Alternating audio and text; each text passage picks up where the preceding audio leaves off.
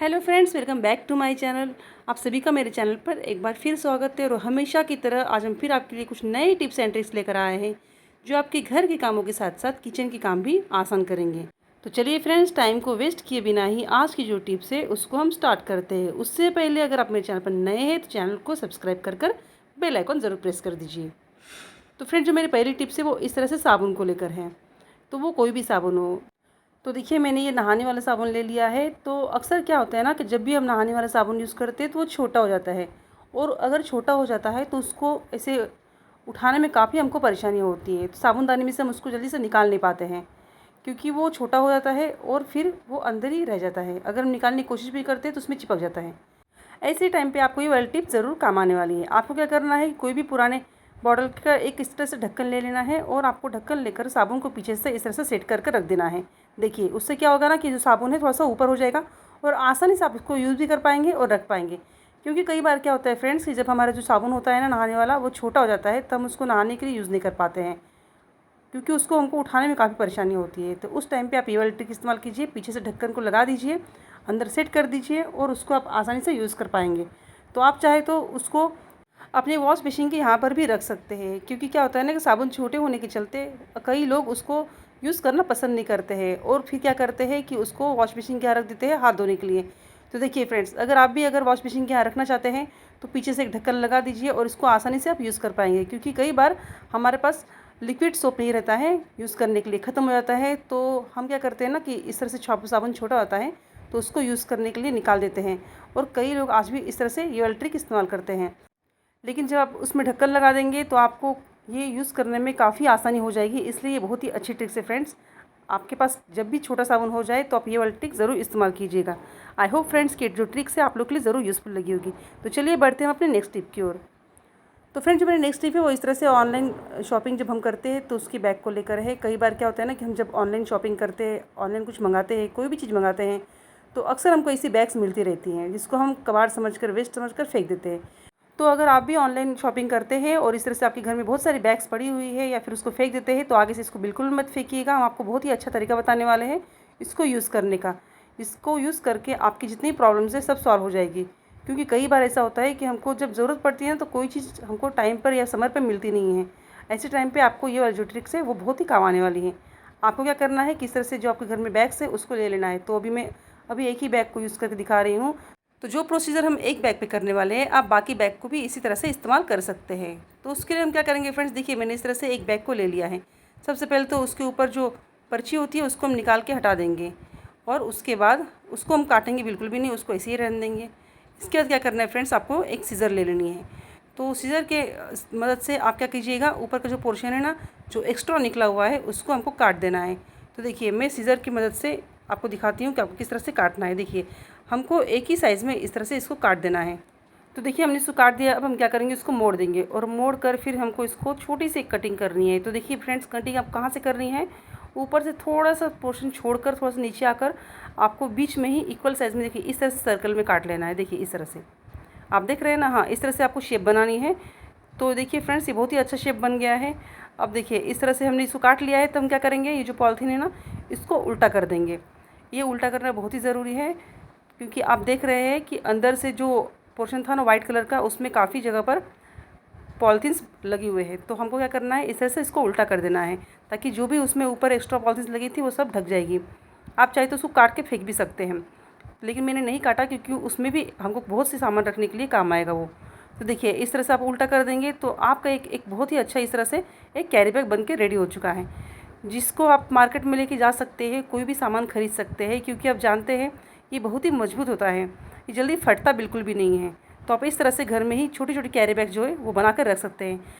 और वे इतना स्ट्रांग होता है कि आप इसमें कुछ भी रख सकते हैं, कितना भी मार्केटिंग करके ला सकते हैं, सब्जी वगैरह खरीद के ला सकते हैं। या फिर कई लोग ऐसे होते हैं जो नॉनवेज खाते हैं, फिर नॉनवेज के लिए भी आप ये पॉलीथीन यूज़ कर सकते हैं, किसी को पता तक नहीं चलेगा आपने इसमें क्या रखा है।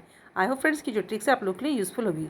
इसी के साथ ही हम अपने नेक्स्ट टिप देख लेते हैं। तो क्या होता है ना फ्रेंड्स कि जो मौसम है, जिस तरह से मौसम चल रहा है, कई बार मौसम चेंज होने की वजह से लोगों को सर्दी, बुखार, खांसी जो भी है हो जाता है क्योंकि वायरल फैल रहा है। तो आजकल जो मौसम है वो काफ़ी तेज़ी से बदल रहा है। ऐसे में बहुत से लोग ऐसे हैं जो बीमार पड़ रहे हैं, तो क्या होता है ना कि मजबूर में हमको डॉक्टर पास जाना पड़ता है। तो अगर आप चाहते हैं कि आप डॉक्टर पास नहीं जाए, घर पे ही इलाज कराएं, तो आपको एक छोटा सा काम करना है। अगर आप डॉक्टर पास जाएंगे तब भी आपको डॉक्टर ये करने के लिए ज़रूर बोलेंगे। तो आप क्या कीजिएगा, इस तरह से विक्स ले लीजिए।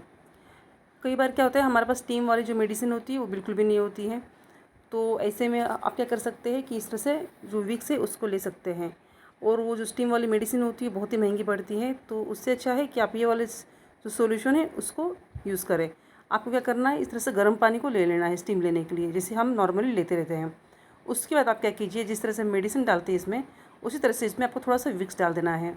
तो विक्स आप हाथ से मत निकालिए, कोई चीज़ ले लीजिए। तो मैंने इस तरह से पेंसिल ले लिया है और पेंसिल से मैंने निकाल कर इस तरह से पानी में डाल दिया है। अब आपका ये जो पानी है वो सेम वैसे ही काम करेगा जैसे आप मेडिसिन लाकर स्टीम लेते हैं।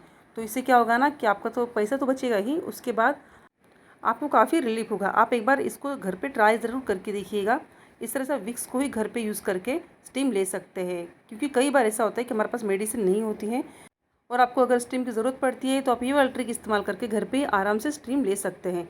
आई होप फ्रेंड्स ये ट्रिक्स आप लोग के लिए ज़रूर यूज़फुल लगी होगी। तो चलिए हम बढ़ते हैं अपने नेक्स्ट टिप की ओर। तो फिर जो मेरा नेक्स्ट टिप है वो इस तरह से नेल कटर को लेकर है। नेल कटर तो हम सभी नाखून काटने के लिए यूज़ करते हैं। कभी कभी क्या होता है ना, अगर इसमें टांगने वाला नहीं हो तो ये कहीं भी रख दो गुम हो जाता है, या फिर हमको कभी कोई याद नहीं रहता कि हमने इसको कहाँ रखा है। ऐसे में जब ज़रूरत पड़ती है ना तो ये बिल्कुल भी मिलता नहीं है।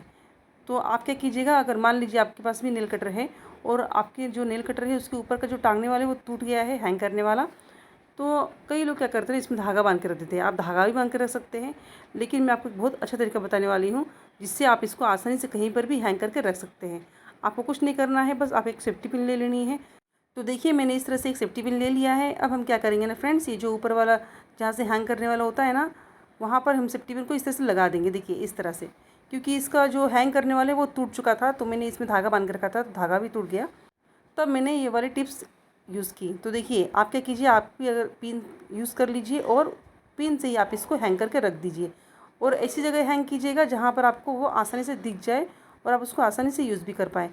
क्योंकि कई बार क्या होता है कि हमारे घर में टांगने के लिए कील वगैरह नहीं होती है, तो ऐसे में कई लोग जो होते हैं वो इसको कहीं पर भी रख देते हैं। अगर आपके घर में कील नहीं है तो आप इसको चाहे तो डबल साइड टेप से भी इसको आसानी से चिपका कर रख सकते हैं। तो देखिए मैंने आपको दिखा दिया टांग के, जैसा सामने रहेगा तो हम क्या है ना कैसे भी यूज़ कर लेते हैं, और अगर सामने नहीं रखो तो ये कहीं भी अगर रख दे तो हमको याद रहता नहीं है और फिर हम बाद में ढूंढते रहते हैं। तो फ्रेंड्स छोटी सी टिप्स थी जो मुझे लगा आपको शेयर करनी चाहिए, तो मैंने इस तरह से शेयर की है। आई होप कि ये वाली ट्रिक आपको ज़रूर यूज़फुल लगी होगी। तो चलिए बढ़ते हैं अपने नेक्स्ट टिप की ओर। कई बार क्या होता है फ्रेंड्स कि कई लोग घर में क्या करते हैं, कैलेंडर को इस तरह से टांग के रख देते हैं, और कई लोग हॉल में भी टांग के रख देते हैं। तो क्या होता है कि जब पंखा चलता है तो हमारा जो कैलेंडर है ना इतना उड़ता है कि हम डिस्टर्ब हो जाते हैं।